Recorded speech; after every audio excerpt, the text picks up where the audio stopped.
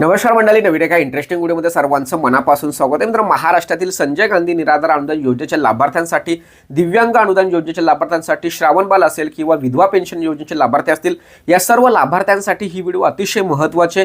कारण मित्रांनो, 8 डिसेंबर 2025 म्हणजे महाराष्ट्र शासनाचं हे हिवाळी अधिवेशन आजपासून सुरू होणार आहे.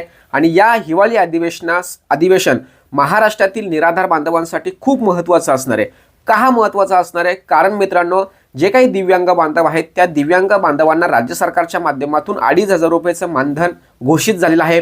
परंतु महाराष्ट्रातील एक 60 ते 70% दिव्यांग बांधवांना अद्यापही 2,500 रुपये त्यांच्या खात्यामध्ये जमा झालेले नाहीत. त्याचबरोबर जे संजय गांधी निराधार अनुदान योजनेचे लाभार्थी होते परंतु दिव्यांग होते, त्यांना इकडे ट्रान्सफर करणं गरजेचं होतं, ते सुद्धा झालेलं नाहीत. त्याचबरोबर विधवा पेन्शन योजना असेल, श्रावणबाल योजना असेल, वृद्धपकाल योजना असेल आणि संजय गांधी निराधार अनुदान योजना असेल, या सर्व योजनांच्या लाभार्थ्यांच्या माध्यमातून, निराधार बांधवांच्या माध्यमातून त्यांना सुद्धा अनुदान वाढ झालं पाहिजे, यासाठी खूप मोठ्या पद्धतीने अर्ज किंवा पत्रव्यवहार किंवा निवेदन हे राज्य सरकारच्या पर्यंत पोहोचलेले आहेत. आणि त्या विषयावर सुद्धा विरोधी पक्ष नेत्यांच्या माध्यमातून किंवा सरकारच्या माध्यमातून त्या ठिकाणी चर्चा होते का, यासाठी हे अधिवेशन अतिशय महत्त्वाचं आहे. त्यामुळे खूप महत्त्वाच्या बाबी या ठिकाणी अधिवेशनामध्ये मांडल्या जातात. अधिवेशनामध्ये कोणकोणत्या बाबींवर चर्चा केली जाते याविषयी आपण ऑलरेडी अगोदर व्हिडिओ बनवलेले आहे. परंतु मित्रांनो, एक लक्षात ठेवा, आत्ता म्हणजे वर्ष आता संपायला आलेलं आहे आणि या वर्ष संपायत असताना वर्षभराचं जेवढेही थकीत अनुदान आहे हे थकीत अनुदान मंजूर करून लाभार्थ्यांच्या खात्यामध्ये दिले जाते. हे आत्तापर्यंतचा इतिहास आहे, लक्षात ठेवा. म्हणजे हे हिवाळी अधिवेशन का भरवले जातं? कारण वर्षभर जेवढेही योजना असतील, सेवा असतील, त्यासाठी जेवढाही निधी मंजूर केला जातो, तो निधी जर समजा इतर कोणत्या गोष्टीसाठी वापरला गेला आणि प्रत्यक्ष त्या योजनेवरती खर्च न झाला, त्यामुळे त्या निराधार बांधवांना किंवा त्या योजनेच्या लाभार्थ्यांना ते पैसे अनुदान मिळत नाहीत.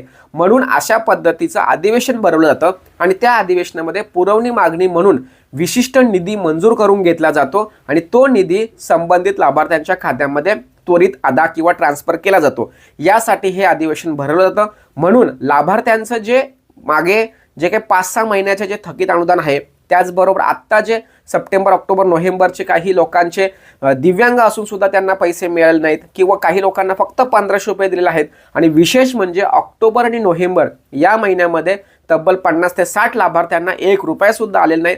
अशा सर्व लाभार्थ्यांचा पैसा या ठिकाणी पेंडिंग आहे. त्यामुळे हे अधिवेशन या निराधार बांधवांसाठी खूप महत्त्वाचं असणार आहे. थकीत अनुदान या ठिकाणी लाभार्थ्यांना मंजूर होणं खूप गरजेचं आहे. विरोधी पक्ष नेत्यांच्या माध्यमातून त्या संदर्भात चर्चा होणार आहे आणि शासन सुद्धा त्याविषयी लवकरात लवकर चांगला निर्णय घेतील अशी अपेक्षा आपल्याला आहे. कारण मित्रांनो, हे पैसे हे निराधार बांधवांचे आहेत. सरकार सुद्धा हा पैसा चुकीच्या पद्धतीने वापरू शकत नाही.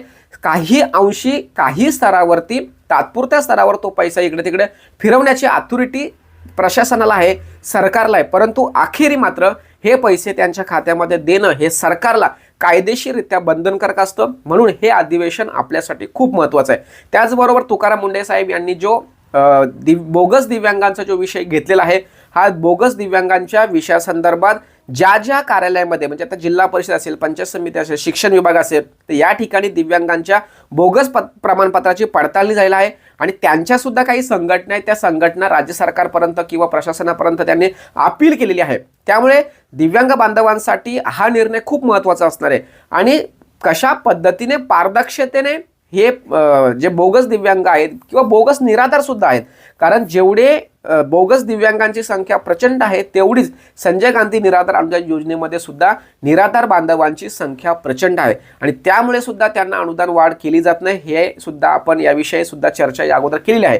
त्यामुळे हे अधिवेशन आपल्यासाठी 2 पद्धतीने, 2 टप्प्यामध्ये महत्त्वाचं आहे. ते म्हणजे थकीत अनुदान, जे या अधिवेशनामध्ये मंजूर करून घेतलं जातं, दिलं जावं लागतं.